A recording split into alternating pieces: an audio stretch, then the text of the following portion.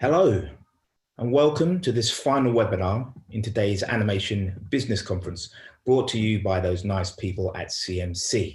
And once again, like lots of other moderators, I'd love to send a big thank you to all the team and volunteers who work in these webinars and actually bring them to life.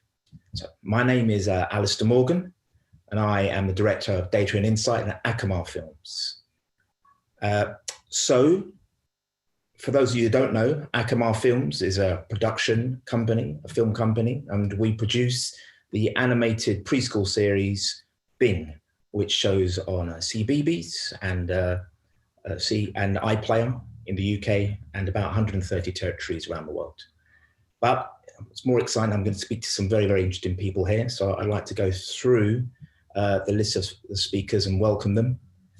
And we're going to be talking to Nina Han from Viacom CBS, Katie Wilson from Wild Brain Television, Adina Pitt from Warner Media, and last but by no means least, Lexi Wheeler from Netflix.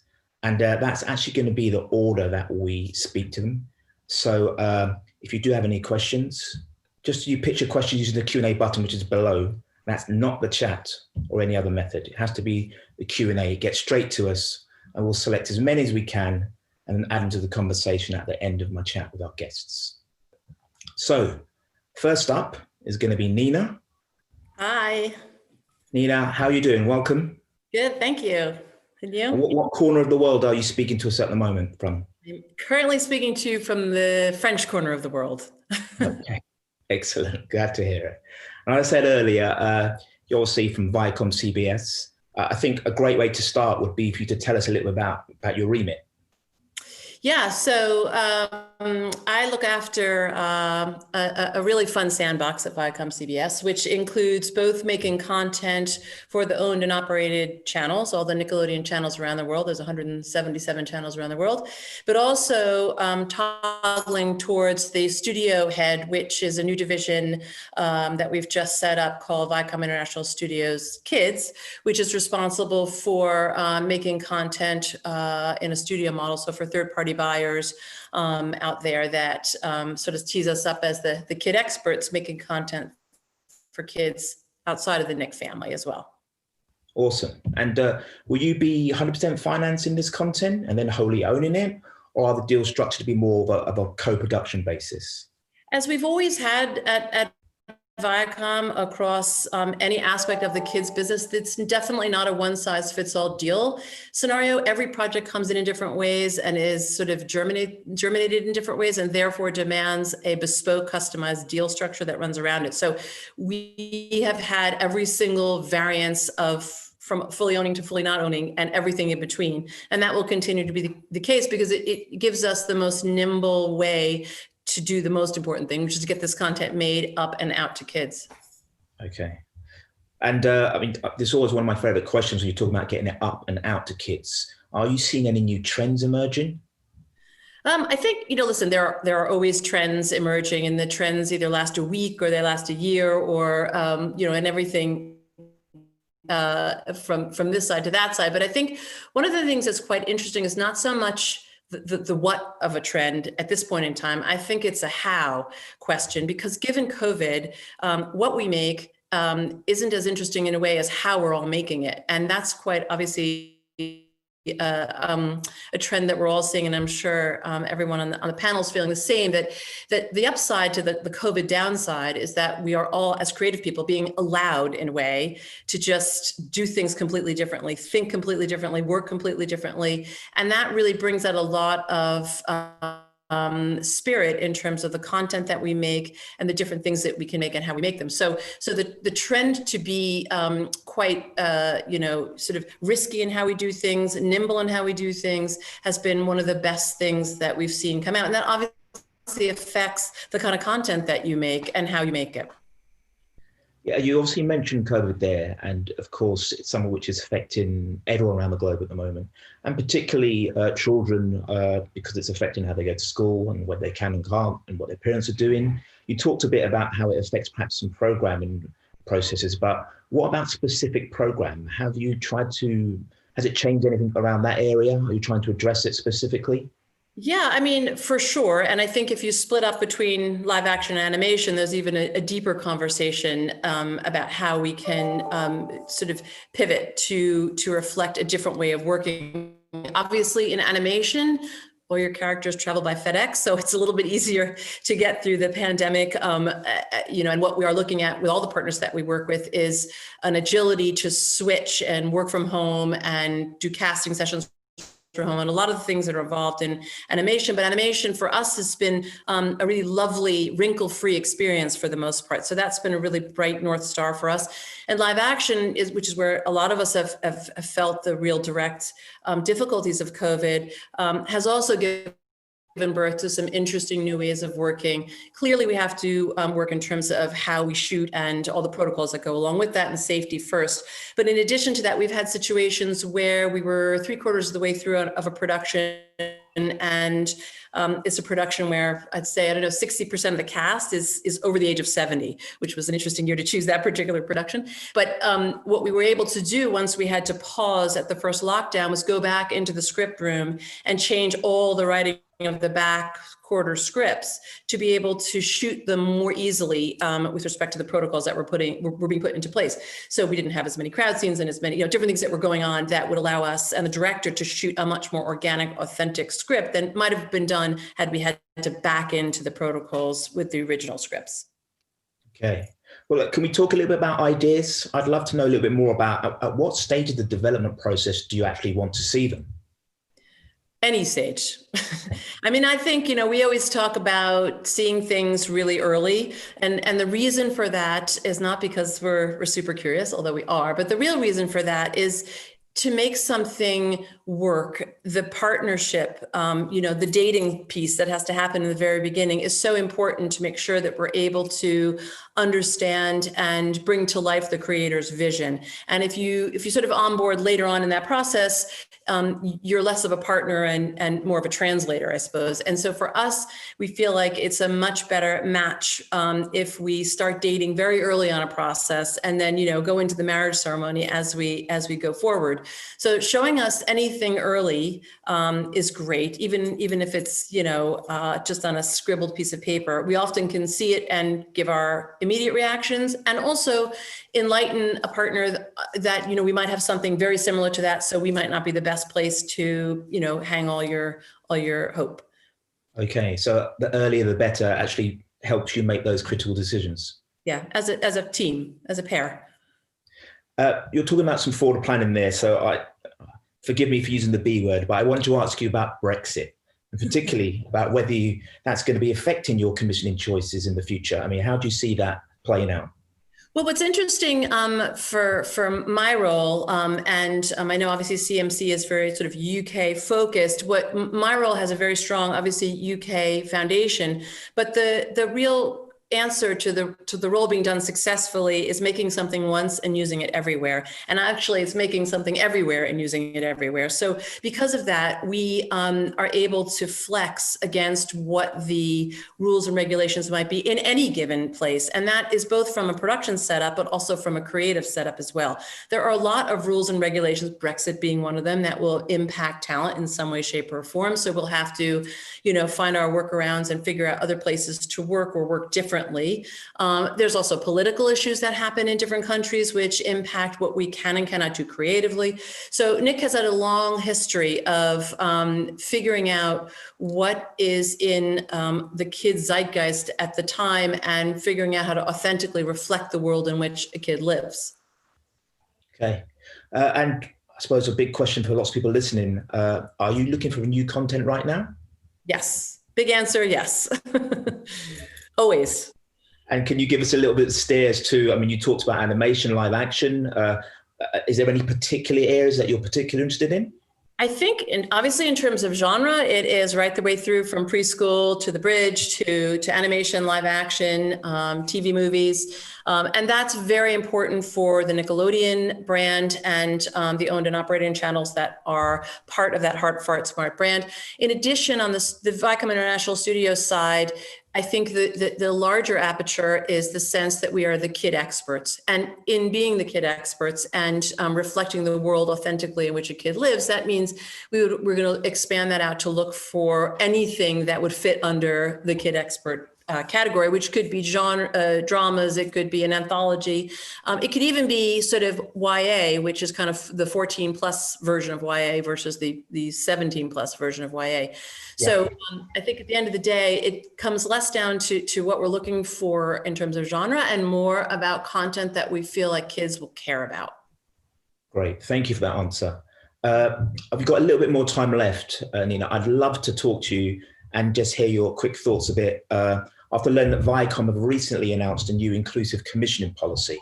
Obviously, without any diversity, there will be no commission. Now, this sounds like a great initiative. I'd love to hear your initial thoughts on that and just how it might work on a day-to-day basis. Yeah, I mean, it's more than sounds like a great initiative. It really is a great initiative. And I think it's been a fantastic, very simple, very immediate response to something that all of us can partake in and do our part in. So for that, it's great. And really what we've tried to do, and this is, of course, for it to be successful, it's quite a living, breathing initiative such that we are building on it. It's kind of a tree that we're adding the ornamentation to as we go through time and space. But as it's starting now, what we're looking to make sure happens without being creating any kind of a checklist or any kind of a situation that feels inauthentic is to talk to all the partners and vendors that we work with and say, listen, two things. One is, look to give voice to people who would not have had a voice. And however you want to define that, it can come in lots of different ways, but please find ways to give voices to people who don't.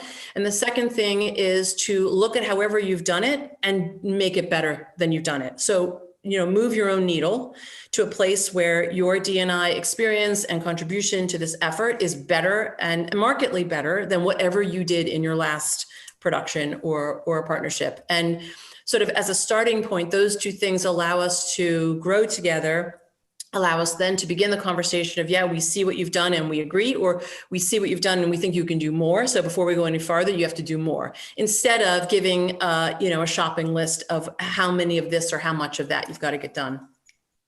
Thank you for that. I look forward to hearing how that develops. We've almost run out of time. I just wanted to squeeze in one of the questions that's been sent from the audience there. So if you have time, it's from Oliver Kendall, and it's a question around length and about whether there's any flexibility on that. I'm quoting here, if the idea is strong enough, does length matter? I think they're particularly interested in 4 to 7-year-olds, that audience. Yeah, I mean, I think for purposes of with my hat on for the Nickelodeon hat, there are some sort of, because of the way that the business models and the commercial model is set up, where length is impactful. And we tend to talk about 7-minute episodes or 11-minute episodes or 22-minute episodes. And that has to do with the commercial break setup and how things work. So we, in terms of linear television, look at things that way. That said, in terms of the Viacom International Studios hat, as well as the Paramount Plus hat and the Pluto hat, we're length agnostic. And I think we would look to find anything that sort of told the story in the way it needs to tell the story and take it from there. Yeah, thank you for that answer. And thank you so much for your time. I can't believe 15 minutes has gone that quickly. So while I've got you on the record here, as well as thanking you, I'd like to get you on the hook to come and perhaps appear in the future.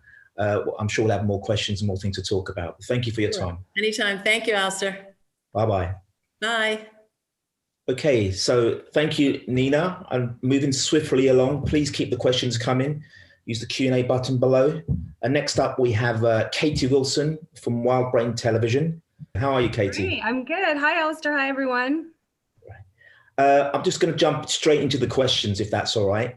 Sure. And I suppose the first one is around your remit. A lot of people will be familiar with Wild Brain Television and others with Wild Brain who are market leader in a lot of internet and YouTube related stuff. Can you tell us a little bit about your remit and the channels that you'll be working with? Yeah, of course. I'd love to. So my job as VP of channels and curation is I oversee our 4 linear networks here in Canada, the Wild Brain TV networks, a Family Channel, Family Junior, Charged, and our French channel Telemazingo. And so I'm responsible for overseeing the scheduling strategy, commissioning, and acquisitions across those 4 channels.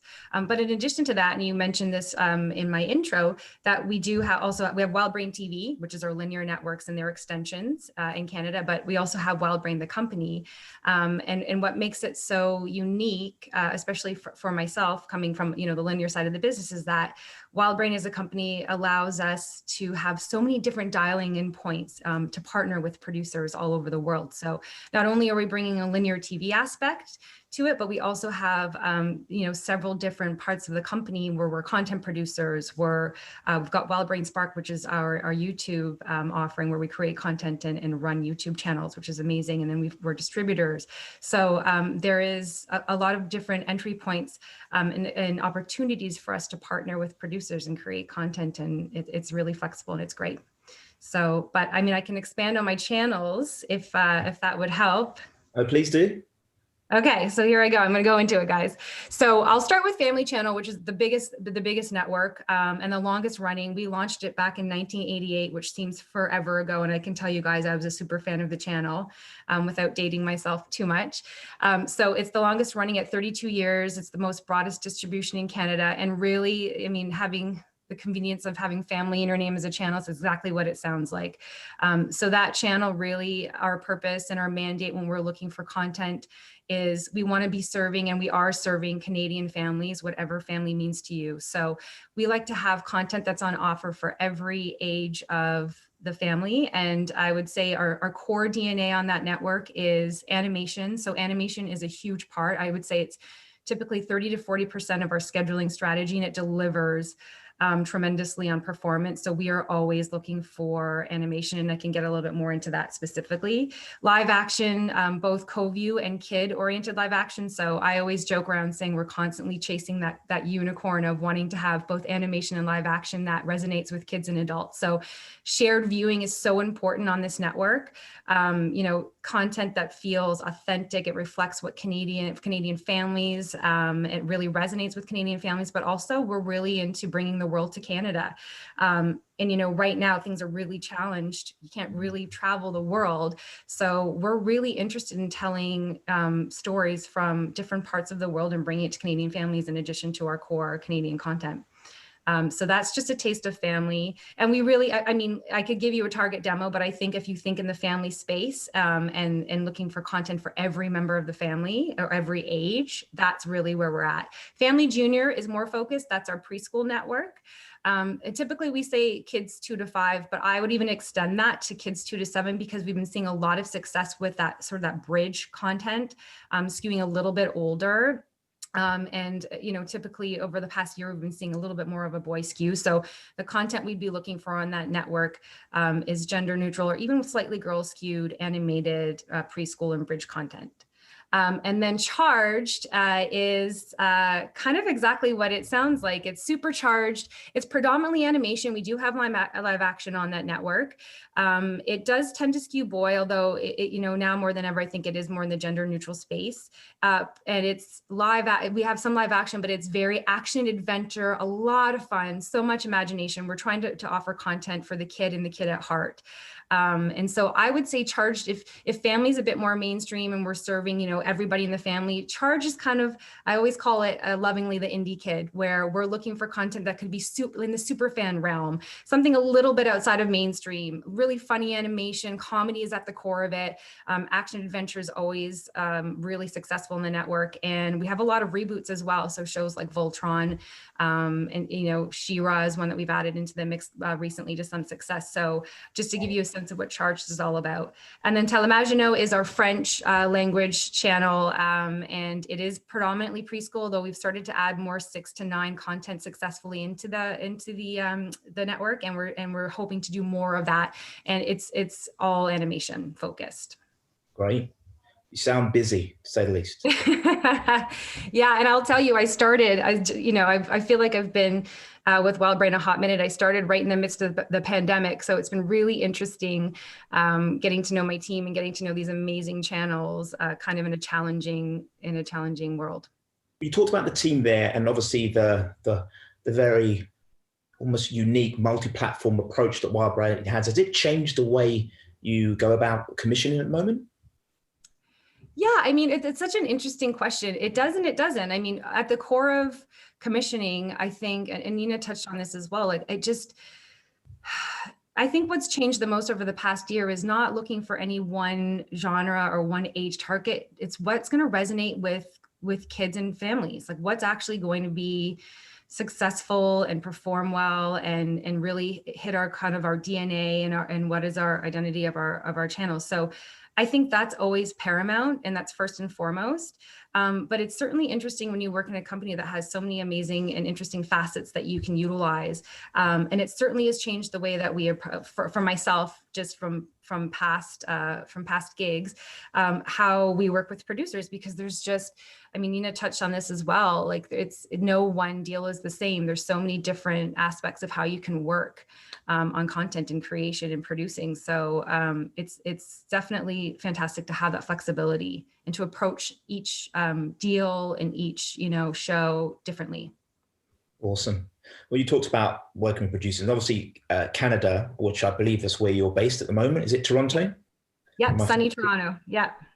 And the UK, Canada, UK have a great tradition of animated co-production. So do you see this continuing? And again, it's a question I asked the previous person. Do you think Brexit's going to affect this at all?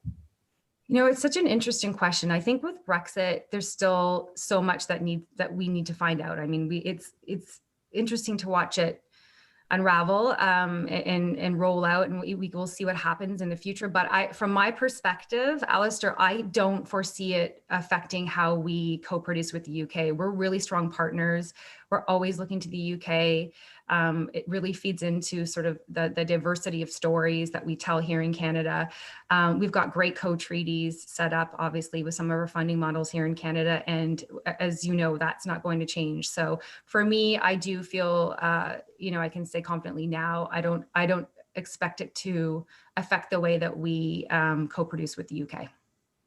That's great to know, and segues perfectly into another question, which is posed to you by Alice Redmond, and it's around those relationships with the UK, and specifically asking about whether Wildbrain are looking to buy from international companies, specifically in the UK.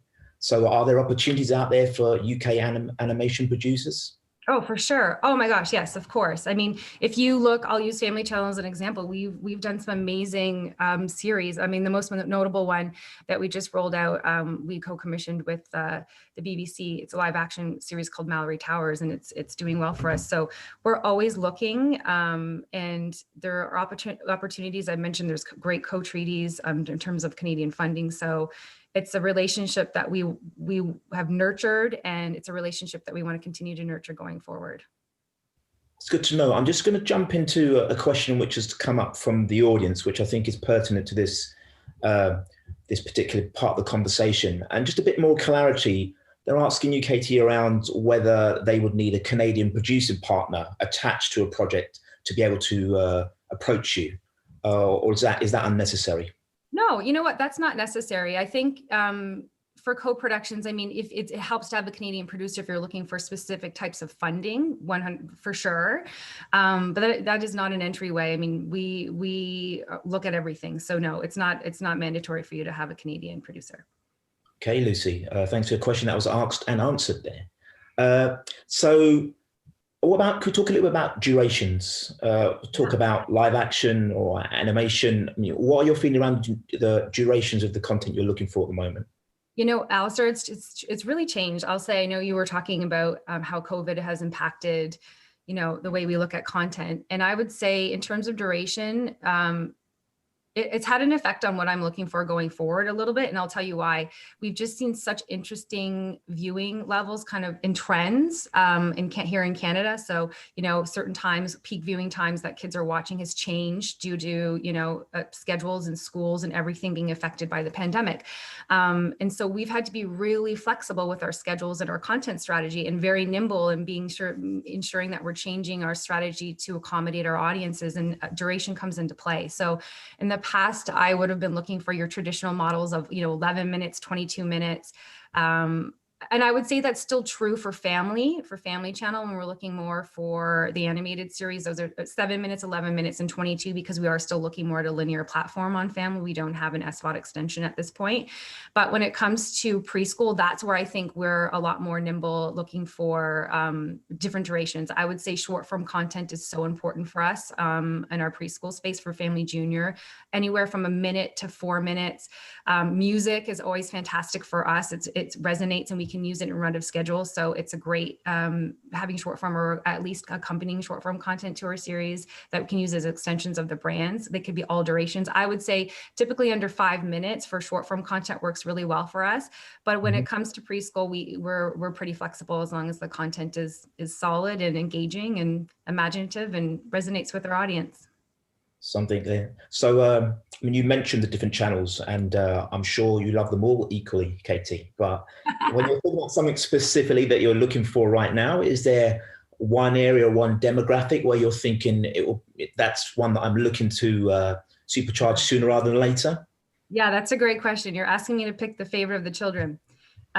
So yes, I mean, I would say we are looking for primetime content for Family Channel. So we're looking for co-view, again, shared viewing. It could be animation. I think something that's really interesting to me when I'm talking about Family Channel is it could be animation. We don't have a lot of animation that sort of skews in the older side with kids and teens. So I'm always curious to see ideas around that. It's not a space we've really played in too much, but for me, I'm really looking at Charged. So, I mean, I talked a lot about the channel and what we're looking for. Charged, there's action adventure, animation is key. It's very core. So I'm very hyper focused on Family Channel's primetime strategy and getting content for that, and also for Charged.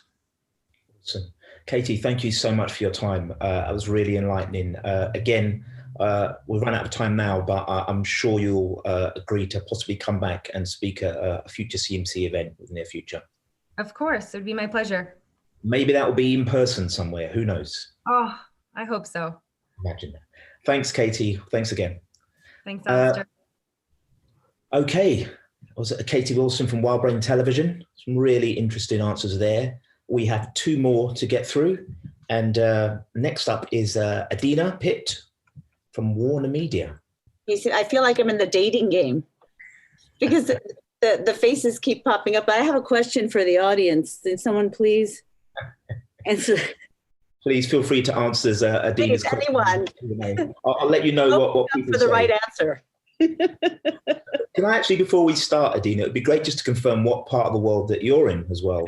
I am in the great state of New York, and I'm in New York City, and I am in my undecorated bedroom, which is what you see behind me. Yes, I'm at home, and I have 2 teenagers who are going to school virtually in their bedrooms. So it's been an interesting time. Well, we really appreciate you taking the time to come and appear on this panel. Thank you for having me. As with all the other panelists, I was going to ask you to talk a little about Cartoon Network. Personally, I've got 2 young daughters, and it's just a great excuse for me to sit down and watch Gumball with them. But it would be great for anyone that doesn't know to talk a little bit about your remit and the channels that you work for. Sure. So I am responsible for content acquisitions and co-productions for across our kids platforms, Cartoon Network and Boomerang, and been doing it for quite some time now, having a really good time. And I work really closely with our international channels in the hopes of identifying IP that we can pick up around the world, because a great idea can come from anywhere. And, work very closely with the studios. And now that we're part of Warner Brothers, working even more closely with the people at Warner Brothers Animation. And it's actually very new. So I'm still, even though I'm quite familiar with the Hanna-Barbera library and the Warner Brothers library, just really familiarizing myself with the development slate and, what's happening there, coupled with the Cartoon Network Studios development slate. This is very important in terms of determining where, the kinds of content strategy that we're developing, but also what we as buyers want to look for. We want to try to complement whatever's coming out of the studios. By the way, I apologize in advance if you hear fire trucks and ambulances. I have my window shut, but I can hear them. So It's good to know those first responders in New York COVID. are working hard. We'll Yes. forgive you for it. I don't think it would be a decent Zoom seminar if we weren't interrupted by some kind of sounds or children or pets coming across the screen. So no worries. We'll just keep pressing on if that's thanks for that answer. You talked about having some children at home. It's something that a lot of parents are dealing with. And I think with that, the devices and the way that they're watching and consuming content is changing, increasingly moving away from linear to on-demand and SVODs. It'd be great to know how Cartoon Network are responding to this and your approach to this ongoing trend. Sure. Look, I think like many of our competitors, some who have spoken already, and I'm sure Alexi will have a lot of thoughts on this. You know, we have an ecosystem that is both linear and nonlinear. We just launched HBO Max at the end of May in the US, and it's going to be rolling out throughout the world in the next couple of years. And I think that the whole idea of being prepared for what the future looks like has been a topic of conversation for anyone working in the linear space. So, you know, when we have been identifying projects that we want to make, we have been trying to either identify the rights, the scope of rights that we would like to have when that show premieres, usually 18 months after pickup or something within that, you know, time frame, and give ourselves the ability to have flexibility of using it in multiple platforms. So I don't know if I'm answering your question, but I think the best way for me to answer this is we know the importance of kids content, and like anyone else on this panel or anyone else who is participating, where we deploy it is really what has shifted tremendously. And now that we have an official platform in HBO Max where we can take intellectual property that we either make or commission and utilize it across that ecosystem, it's been a really wonderful learning experience, something that we are still learning and you know, excited about. And you know, we are absolutely embracing our linear presence. I mean, we've been talking about the sunsetting of linear for a very long time, but currently it's still a very important platform for our company globally, and we can't ignore that. So as we build the future, we have to keep building until it becomes, you know, one large unit, if that's what it becomes in the future. I think that answers it perfectly. That multi-platform approach, quality across all the platforms. And you mentioned HBO Max. I personally can't wait for it to launch in the UK. So now I've got someone I can complain to if it doesn't happen in the near future. Lose my number after this, okay? I won't share it with everyone in the audience. Hopefully that'll be with us sooner rather than later. No, I thought that was a perfect answer. Since I'm based in the UK and a lot of people on this call, I think will be dialing in from the UK. It'd be great to know around just the way the US works with the UK. I mean, are you interested in local content only from the US, or are you interested in speaking to program makers and animators from the UK and other countries? Absolutely. And in fact, anyone who's ever had a conversation with me will know that most of the IP that I've picked up throughout my career, both before Cartoon Network and at Cartoon Network, most of it doesn't come from the United States.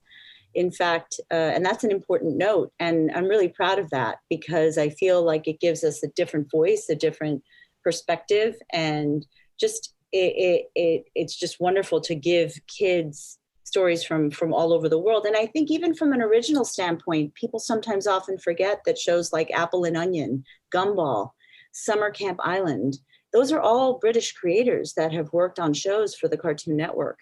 And, you know, we pride ourselves in really trying to invite young creators from all over the world in. But the reality is that I think, and I don't have the statistics to back it up, but something tells me that I probably, and my team probably receives more pitches from international producers than perhaps our studio does for, you know, for originals. I could be wrong, but think the answer is a resounding yes. And quite frankly, one of the benefits of COVID is that it's required us to slow down to such an extent that, over the last, what is it, 7 months, 8 months that we've been on some form of lockdown, I've been able to meet a lot of producers that for the first time, that I may or may not have had the time or opportunity to meet with, with such in-depth conversation. So that's actually been one of the positives coming out of the slowdown here is the time to hear new ideas and meet new people. It's good to know. I mean, you mentioned COVID there. Have you done any specific programming that addresses COVID? Anything in the pipeline about that? So, on the CN and on Boom, we are live action. I can't believe I just said that. It was nice knowing you all. Then you could just lock me up. We're an animation channel. We have done a lot of PSAs, public service announcements. We worked with our partners, for example, at Fresh and Cake, and created a hand washing PSA with some of the characters from Total Dramarama, a jingle that we thought the kids could embrace. I think that, look, so have we produced series per se? No. And I don't know that that's a deliberate strategy or not. Look, kids are living it. And I think we see ourselves in many ways as a safe haven where they can come, have a good time, sit back and laugh and just be. And I think we have a responsibility to make sure that if we can message positive things, such as, basic hygiene or whatever it is that we went for, that's great. But, as a 5211s, not that I'm aware of. Okay. And I haven't been pitched anything either for COVID. That's not an invitation to get pitched ideas for COVID, by the way. Just one time I said I like puppets and I received 45 pitches about puppets. I think that was a timely qualification there, Adina. You may have saved your inbox some interesting ideas. It'd be great to, obviously animation has been the core of the success and so many great shows there. I'd love to hear a little bit about where you source the ideas from. Well, probably no different to where everybody's sourcing their ideas. Historically, we would go to markets, we would go to conferences, summits, forums, and, have people come and present us ideas. And, now that all of that has gone virtual, that is still true. But again, really, it's just people coming to us with an email. We are completely open to receiving emails with an idea, and then based on that, we'll determine if there's a call to be set up, a pitch to be set up, and who on the team is going to take the pitch, and try to split it up so that we can all manage the workload that's coming in. I think email is probably the safest and most appropriate way at this juncture. Okay, so you brought up the subject of pitching there. So I think there may be plenty of people on the call who'd be interested to hear a little bit more about how do you like to be pitched? And are there any specific durations or formats that you're looking for at the moment? Well, it's funny because the thing about the Zoom is that if it takes you 45 minutes to pitch me your show, this is a problem. I have had people walk me through 53-page presentations. 53 pages. It shouldn't take you 53 pages to describe your show to me.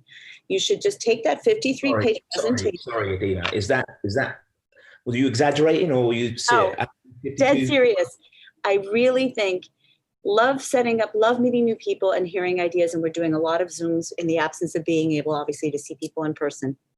But I think keeping it tight and to the point is something that is in everyone's best interest, because you don't want to run out of time and not be able to ask questions. Mm-hmm. But also, it's a kid's show. So, it should just take as much as it takes, but it should, if you think it's taking this, bring it to this so that we can have a proper creative conversation about the direction of that IP. That would be my personal preference. But I always say to people, it is a relationship, Alistair. We don't get it done in one shot. It takes time to pick up shows. And, we take pitches as our content strategy is being formulated. So it's really how do things fit in? It has to be the right show at the right time at the right price. And so, sometimes it will take months of conversations. Sometimes it won't.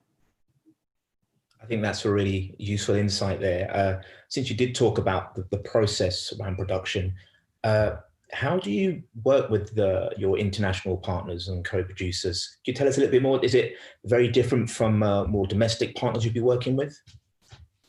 Are you talking about my coworkers, or you mean outside producers? Actually, probably like to hear a bit of both. Okay, so I don't even know if any of my coworkers or colleagues are on this, but I have weeklies with a few folks from around the world, and then we have monthly calls where a group of us come together, and it's a massive show and tell conversation, catch up, what's going on. We try to keep each other abreast of what's happening in our regions, any interesting IP that we've seen. Obviously, we can be a little more nimble where if there's something that's more time sensitive, we get in touch. But I think we try to put best practices to think globally whenever possible and act globally whenever possible, with the awareness that there are going to be local needs around the world. And we're no exception. There are going to be shows that may not travel or that may not work, but we need it or someone else needs it. So I think that's kind of the broad. Alistair, is the getting into the nitty gritty is too lengthy, but the way we work with producers, every show is different. But what we prefer is to have IP come to us early. I think Nina said this earlier, because if it is something that maybe we can influence just ever so slightly, to have that, whatever that secret sauce is that we think it might be missing in order to work across our brands, it gives us that opportunity. I think we are almost out of time, Adina, but I would love to squeeze in a question from the audience, if I may, just to finish off. And I think your sage advice around how you like to be pitched has resonated, because I have specific questions around whether a 45-second video would help the pitch, a bit of a sample of what they're talking about. I think anything that you have, I don't want people spending money they don't have. And I think some of the best pitches I have received have a little bit of art, and you're able to express your idea. If you have a short, that's wonderful. It's not a must-have. And I really, really mean that. And I've been saying that for years. I think it's wonderful to receive a beautiful Bible, a beautiful treatment. It's always wonderful, but not everybody can do that. Mm-hmm. And that does not mean that we're going to look at your show with any less of a lens or any less care and love. And, it'll be as credible as any other show that's presented to us. I think that's a really good place to stop there. A promise of equal consideration. Absolutely. Adina, thank you so much for taking the time to speak to us. And hopefully you'll be back speaking to someone at CMC in the near future. Thank you again for your time. Thank you. Will do. Karaoke. Always fun for karaoke. Okay, that was Adina in New York. And last but no means least, we have Lexi Wheeler from Netflix. Hey, Alistair, how are you doing? Good. Now, I'm guessing that you're in sunny London, as I am. Is that correct? Indeed, yeah. I set up my lighting just right, but the sun's gone down, so agreed. See me okay. I normally have a problem with my bald head reflecting the light from above, so I've had to move my lights around a little bit. You're looking great at the moment. Any problems, I'll let you know. You too. If it's all right, I'd love to jump straight into some questions for you, if that's okay. Go for it. Great, just for you to talk a little bit about your role at Netflix to start off. Yeah, absolutely. So I joined Netflix about 2 years ago as one of the first content execs in Europe. So my remit is very much looking after kids and family content originating from EMEA. I am based in London, as you have rightly pointed out. So a lot of what I do is to do with the UK productions, but we are spread across Europe and doing a lot of stuff in Africa as well. So we're working pretty globally. My focus, as I say, is mainly in EMEA, but we're kind of a little grey. We don't try to tie ourselves too tightly to the geography of it. So I am actually involved in some productions in Asia and the US, for instance, as well. Okay, that's good to know. I think the first question I'd like to ask you after that would be, really around on-demand viewing, and it's almost the flip of the sorts of approach that I would have when I was asking Adina, Katie, and Nina, since you guys, in many ways, are the trailblazers of on-demand viewing in SVODs. So you've been one of the beneficiaries of, I suppose, with people being at home more during the summer and people wanting to watch more content. Have you seen increased viewing across Netflix and increased viewing of kids' content particularly? Yeah, well, I think there's been an increase in viewing across the board. I know that a lot of linear platforms have also seen a big increase. I don't think I've watched this much news in my entire life, so they've definitely done well over there. Social media and entertainment companies, of course, have all kind of picked up on this. I think it's known that we don't share a lot of our data and information, but what we have seen this year, which has been really interesting, is a lot of viewers like revisiting things they maybe didn't watch before. So a lot of content that isn't even new being revisited and watched from a few years back, and that's across the kids and the older space. A lot of international content as well. So things for adults that are non-English language, but for kids, a lot of international productions they maybe didn't pick up on first time round. So it's definitely a case of viewers kind of playing around a bit more on Netflix and looking a little deeper into what they can find on there, and maybe moving away from some of their typical favorites. Since we have you here live, it would be great to try and squeeze you for a few specifics. Are you able to tell us any sort of trends of what people have been watching specifically, or any surprises around certain shows? As you mentioned, they're not always the newer ones, or people are discovering things from different countries. What people, or what young audiences been consuming lately? Well, a lot of the younger audiences really have been going for non-dialogue. So there's a lot of great non-dialogue content, a lot of slapstick comedy content available on Netflix. And a lot of that has seen much heavier viewing over the last few months. So definitely those younger viewers who are maybe getting access to screens that they weren't always getting previously are watching a lot more of that content. Excellent. It has come with its challenges, of course. I work across live action and animation. So when this all started in March, we had to make some very quick and firm decisions about how we were producing. And some of the bigger decisions we made were to keep paying crew, make sure the productions were looked after.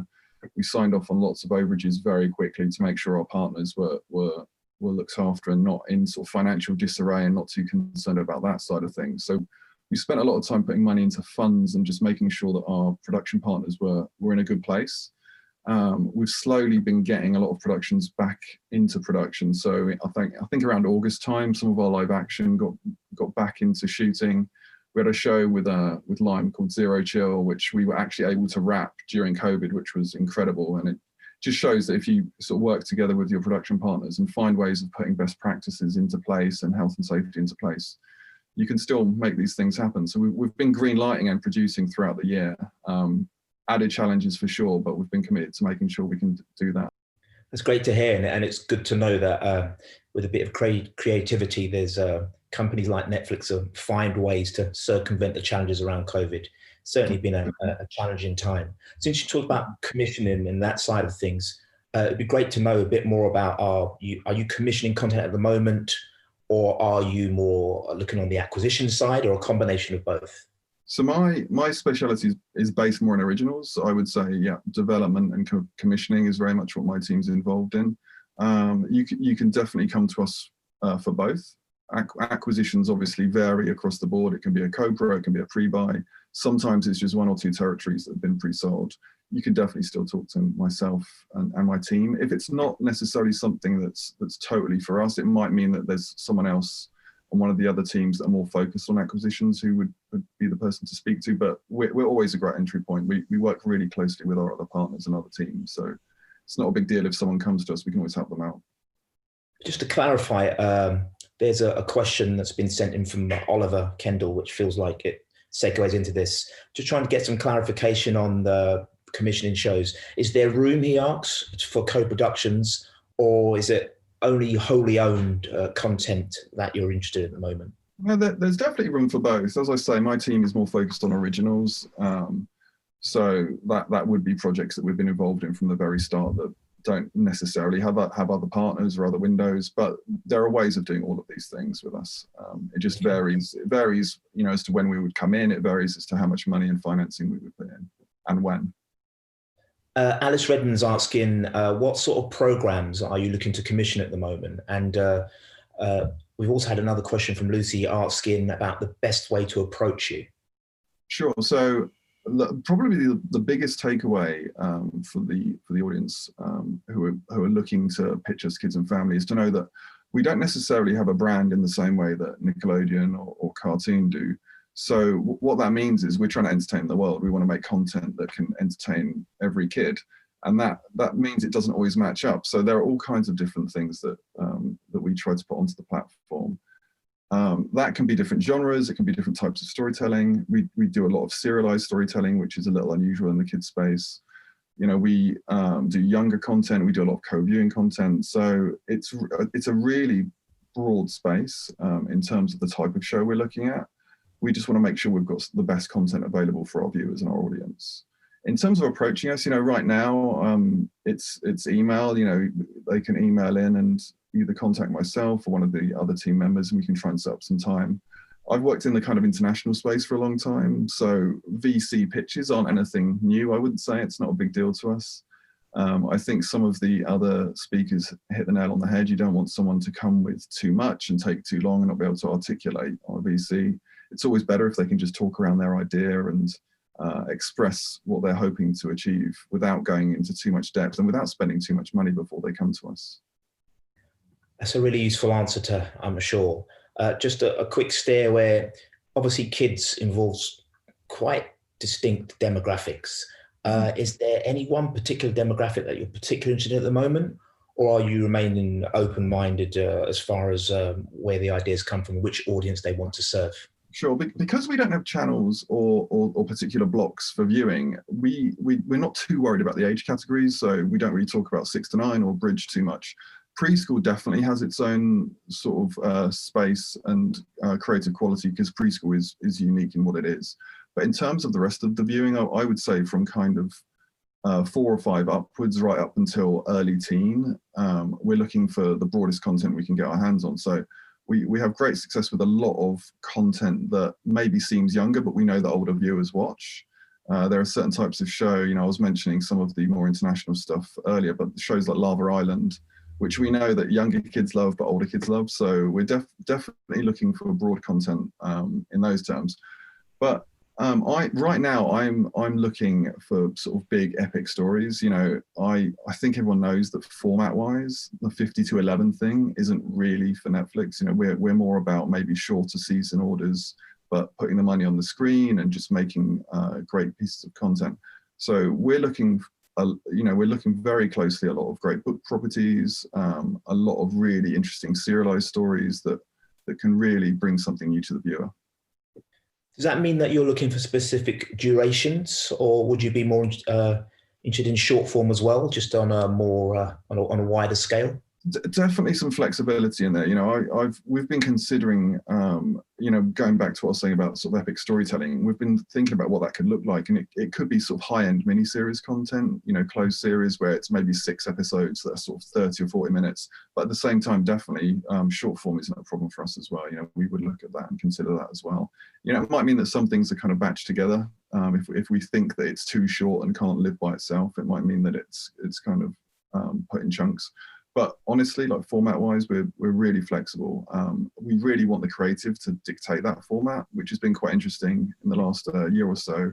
I've definitely been approached by producers who had ideas previously, which they thought couldn't really fit into any box anywhere, and they've realised that once the format is kind of a little more flexible, they can do a lot more with that idea and that pitch, and they're starting to bring those ideas into us. Would you consider epic storytelling to be both live action and animated? Or are you more interested in one over the other? Definitely. I mean, at the moment, we're more focused on the animation side of things for sure. Definitely out of my team. We've got 3 or 4 live action shows that will launch through next year, and I think we'll have a firmer sense of what we want to do and how much we want to do in that space. But I would say it leans more towards animation right now. I can feel lots of pitches being written as we speak. Now you've been specific about that. I think we've got time for one more question, if I may, Lexi. It's around consumer products. Do you ever get involved in consumer products deals? And is that something you consider? You know, it's quite early for us. We do have a consumer products team. They've been working a lot on some of the older, bigger brands that we have, you know, things like Stranger Things, and they're starting to kind of look into the kids space a lot more. We would definitely be interested in doing that. It's worth pointing out as well, like if we feel that there's a show we're involved in where the consumer products won't be handled by us, we're always open to talking to producers about what they would like to do in that space and that licensing space. There's always room to discuss whether it's something they could handle themselves as well. So we want to put that flex in and not just be tying up rights for no reason. Lexi, thank you for answering all those questions. I feel like I've just been lobbing them at you like javelins, but No some problem. really, really useful information there. Coming to the 15 minutes are up already. At this stage, I would love to, first of all, to thank you for taking the time to speak to us again. No And problem. if you could hold on, I'd love to bring back the rest of the panel, Adina, Katie, Nina, and I think the rest of the production team, just to say thank you once again for taking the time to be involved in this. I also want to do a big thank you to Darren for managing all these sessions today, and to the whole CMC team and the brilliant volunteer executive producers. It wouldn't be possible without them. I also wanted to say that Kids Screen is coming up soon, and I've been told, reliably informed, that you can actually get your tickets via CMC and they'll be cheaper than anywhere else. So that's a good inside tip for you. Please remember that these sessions will be available online by Monday morning, and they're exclusively available to anyone until 13th of December. And we'll send everyone the Vimeo links as soon as they're uploaded. Meanwhile, the 6 brilliant videos made to accompany this conference are all available to you. And we want to particularly highlight a video in the CMC Inclusivity Now strand, which CMC is committed to include in every conference it produces from now on. So hopefully this video is about a new initiative to open up the animation industry to talented BAME illustrators and animators who find access difficult. And you'll have received the link to watch this, but we'll also be posting that now in the chat, so you can copy and paste it and watch it later on. And for more of us at CMC, we'd just like to finish by wishing you all the very best of success in pursuing the creative business of animation. Thanks for taking the time to listen. And again, thanks to our panelists, and I'll wish you all goodbye.